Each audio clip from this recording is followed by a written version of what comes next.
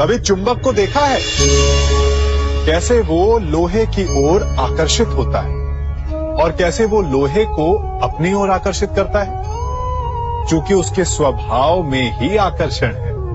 हम सबके भीतर भी एक ऐसा ही चुंबक होता है, विचार का चुंबक, जो सदा अपने ही जैसे विचारों को आकर्षित करता है।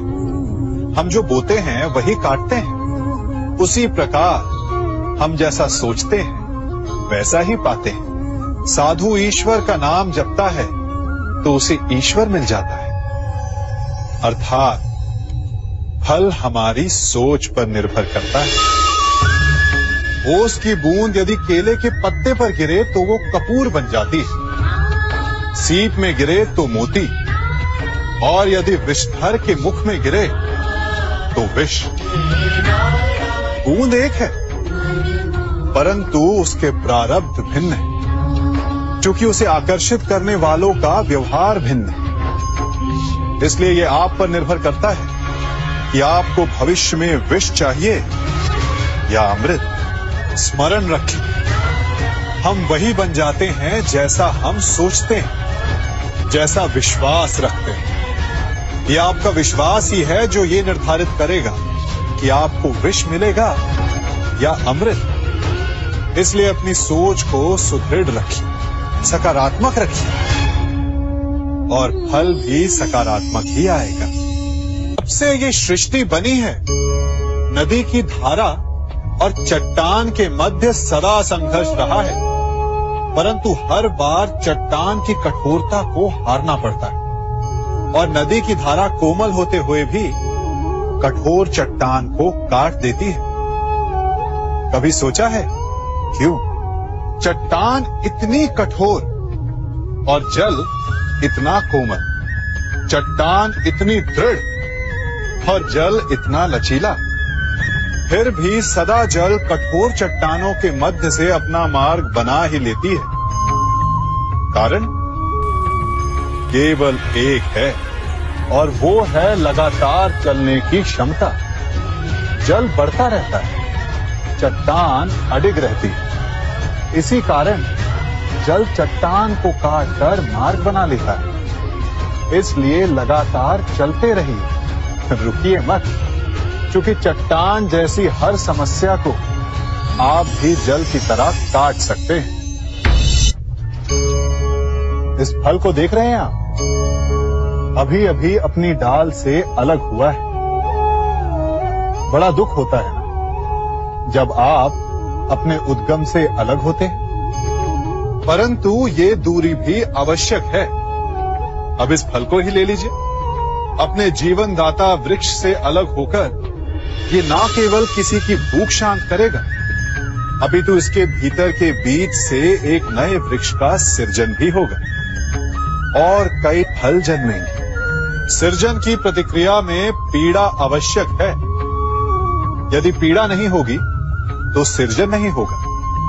पीड़ा अपने उद्गम से दूर होने, पीड़ा अपनों से दूर होने। इस फल की भांति हम मनुष्यों को भी अपने उद्गम से, अपने सगे संबंधियों से अलग होना पड़ता है, और यही अलगाव एक नए सृजन को, एक नई सृष्टि को, एक नए विकास को जन्म देता है। इसलिए ऐसे अलगाव से दुखी मत होइए, उसका स्वागत कीजिए, क्योंकि ये विकास की नींव है।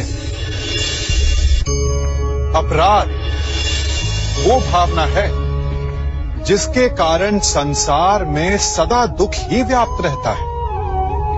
हम सब अपराधियों से घृणा करते हैं, उन्हें कोसते हैं, परंतु क्या कभी विचार किया है कि कोई भी जन्म से अपराधी नहीं होता? तो ऐसा क्या कारण है कि कोई इतना बुरा बन जाता है कि वो बुराई की सीमाएं ही पार कर जाए? कारण है कामना। यदि कामना पर नियंत्रण ना रखा जाए, यदि कामना को पूर्ण करने के लिए परिश्रम ना किया जाए, तो वो तृष्णा में बदल जाती है, और तृष्णा लालच में, और लालच छल में, और छल करते ही मनुष्य अपराध की ओर अपने पग बढ़ा देता है। इसलिए यह अत्यंत आवश्यक है कि मन की कामनाओं पर नियंत्रण रहे। यदि मन पर नियंत्रण रहेगा तो अपराध पर स्वयं ही नियंत्रण हो जाएगा। हम सबका मन करता है कि हम जीवन में ऐसे शिखर पर पहुंचे जहां हमसे ऊपर कोई ना हो, जहां हमें कुछ करने की आवश्यकता ना पड़े, है ना? कुछ लोग इस शिखर पर पहुंच भी जाते हैं, परंतु उनका मन सदा विचलित रहता है। इतनी मनोरंजक बात है ना कि जिस विश्राम को पाने के लिए हम इतनी मेहनत करते हैं, इतना परिश्रम करते हैं, वो हमें मिलता ही नहीं। कारण स्वयं सोचिए, वन का राजा होने के पश्चात भी सिंह को अखेट के लिए परिश्रम क्यों करना पड़ता है? सोचिए, मैं बताता हूं। क्योंकि राजा होने का अर्थ ये नहीं कि वो सदा सोता रहे और मृग स्वयं उसके समक्ष आकर कहेगा कि आइए महाराज, मुझे खाकर अपनी भूख मिटाइए। तो समझ लीजिए, कार्य आपके परिश्रम से संपन्न होते हैं, केवल कामना से नहीं।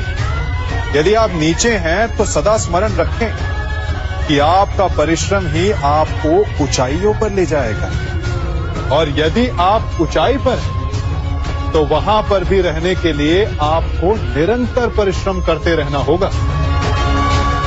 अर्थात परिश्रम से मुक्ति नहीं है, क्योंकि परिश्रम ही जीवन है।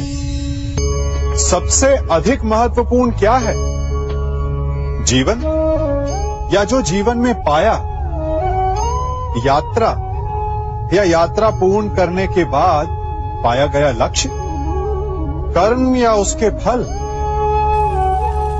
बहुत ही महत्वपूर्ण परंतु विकट प्रश्न है ना? परंतु तनिक धीरज से सोचेंगे तो इसका उत्तर अधिक कठिन नहीं है। यदि जीवन यात्रा है तो उसका लक्ष्य क्या होना चाहिए? स्वयं सोचिए। मान, संतान, धन? नहीं ना। अंतिम लक्ष्य है परम आनंद, और ये अचानक से नहीं मिलता। इसे पाने का केवल एक ही उपाय, और वही आपका कर्म, वही आपकी यात्रा भी, और वही आपका प्रारब्ध भी है। और आपको कौन बताता है कि आपके लिए सही क्या है? वो है आपका मन, जो मस्तिष्क की भांति हानि और लाभ नहीं सोचता, जो आपको ये बताता है कि शुभ किसमें, संसार का कल्याण किसमें, आनंद किसमें। यदि आपका मन संयमित है तो वो आपका सबसे महत्वपूर्ण मार्गदर्शक है, जो आपकी यात्रा, आपका लक्ष्य, आपके कर्म और उसके फलों को सबको शुभ बना सकता है। इन पक्षियों को देख रहे हैं आप? इनका उड़ना वायु में इतना संतुलन मुक्त कर देता है ना? इन्हें उड़ते देख आपके मन में भी इच्छा होती होगी कि इन्हीं की भांति आप भी स्वतंत्रता से उड़ पाएं। ईर्ष्या होती है ना, जब आप इन्हें खुले आकाश में ऐसे विचरण करते देखते हैं। पर कभी सोचा है, इस उड़ान को, इस स्वतंत्रता को पाने के लिए कितना परिश्रम, कितना अभ्यास किया होगा इन्होंने? आकाश में उड़ने से पूर्व धरती पर कितना गहन परिश्रम किया होगा इन्होंने। इनके माता पिता ने पहली बार जब इन्हें पंख फड़फड़ाने को उकसाया होगा तो कितनी बार घिरे होंगे। पहली बार वायु में उड़ते समय कितना भय लगा होगा इन्हें। अपनी पहली उड़ान के पश्चात धरती पर उतरते समय गिरकर कितनी चोट खाई होगी। इस उड़ान का, इस स्वतंत्रता का ये मूल है। यदि आप ये दे सकते हैं तो अवश्य आप भी इस स्वतंत्रता को पा सकते हैं। इन पक्षियों की भांति ही अपने चारों ओर जब भी आप किसी सफल मनुष्य को देखें तो उससे ईर्ष्या ना करें, उसके परिश्रम और पीड़ा को समझने का प्रयास करें जो उसने यहां तक पहुंचने में पाई है। प्रेरणा लें, प्रयास करें और स्वयं भी सफल हो जाएं।